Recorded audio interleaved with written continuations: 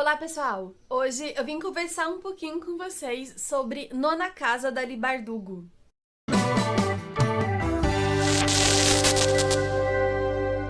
Eu já falei um pouquinho sobre o que eu tava achando dessa leitura no vídeo de leituras do mês de julho, que saiu, né, o vídeo passado aqui do canal. Que eu tava na metade dele e eu quis comentar o que eu tava achando até então.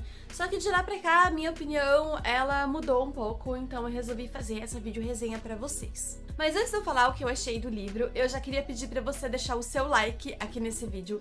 Ele é muito importante, ajuda muito o crescimento do canal e a divulgação do vídeo. E pra você se inscrever caso você ainda não seja inscrito. E uma forma de apoiar o meu trabalho aqui no YouTube, além de deixar o like e comentar nos vídeos que vocês quiserem e puderem, é também utilizando o meu link para fazer as suas compras no site da Amazon. Porque eu recebo uma pequena comissão sobre toda a compra feita através desse link e você não paga nada mais do que você já iria pagar pelo aquilo que você vai comprar. Aqui a gente vai conhecer a Alex, uma adolescente que vivia em uma situação bastante complicada. Ela morava num balcão abandonado com o seu namorado traficante de drogas. Só que numa noite todos eles acabam sendo assassinados, menos ela.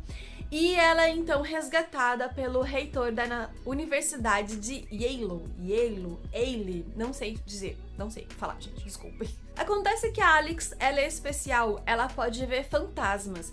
E esse dom, ele é muito valioso para esse reitor, para outras pessoas assim como ele. Nessa universidade existem casas ou fraternidades, né? Acho que é uma forma mais fácil da gente entender o que seriam essas casas, que são secretas. Essas pessoas dessas fraternidades, elas estudam coisas além das matérias tradicionais dos cursos convencionais que a faculdade normalmente tem. Eles estudam magia. Cada casa aqui desse livro, ou cada fraternidade, né, ela é especialista em um tipo específico de magia. Mas todos eles envolvem, então, o mundo dos mortos. E os espíritos, os fantasmas, costumam ser um grande problema para eles, porque costumam interferir em rituais de magia que eles fazem.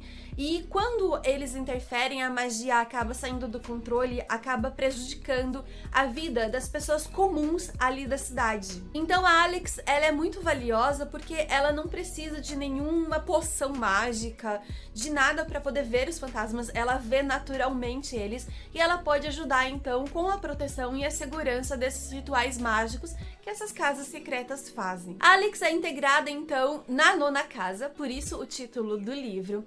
Uma casa essa que foi criada para controlar as outras, para verificar se elas estão fazendo as coisas corretas. É como se eles fossem um tipo de fiscal ali.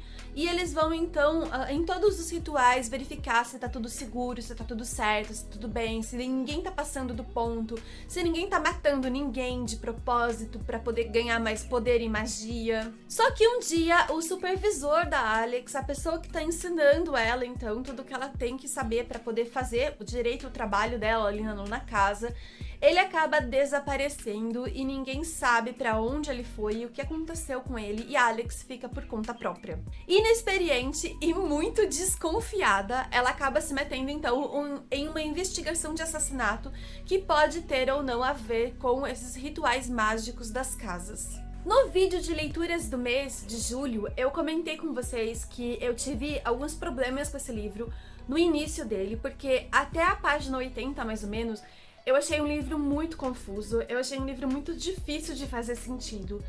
E, assim, eu gostei, mas com ressalvas. O que mais me incomodou, então, nesse livro aqui foi realmente o início.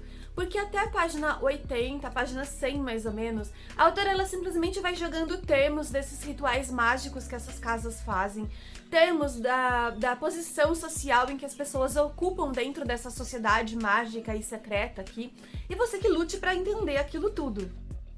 Gol de quem? No Brasil.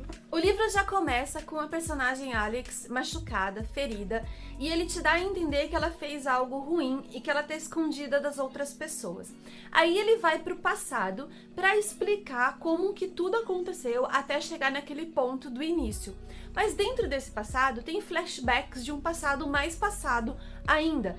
E a gente também tem capítulos narrados a partir do ponto de vista de outros personagens que estão nesse passado mais passado ainda. Então, além dos termos que a gente não sabe o que significa, a gente também tem que lidar com essas indas e vindas nos passados e que a gente não sabe exatamente o que é o presente. Porque assim, a Alex, ela tá narrando nesse passado que parece presente, o qual a história é narrada em 90%, e aí ela vai ter lembranças de coisas que os outros personagens disseram pra ela no passado, mas essas lembranças, elas não vêm com nenhum tipo de aviso. Simplesmente a gente tem a fala do que o personagem disse pra ela, só que o personagem não tava em cena. Então, demora um pouco pra você se acostumar com esse tipo de narrativa que a autora decidiu adotar. Porque você para pra pensar, ué, mas esse personagem não tinha desaparecido?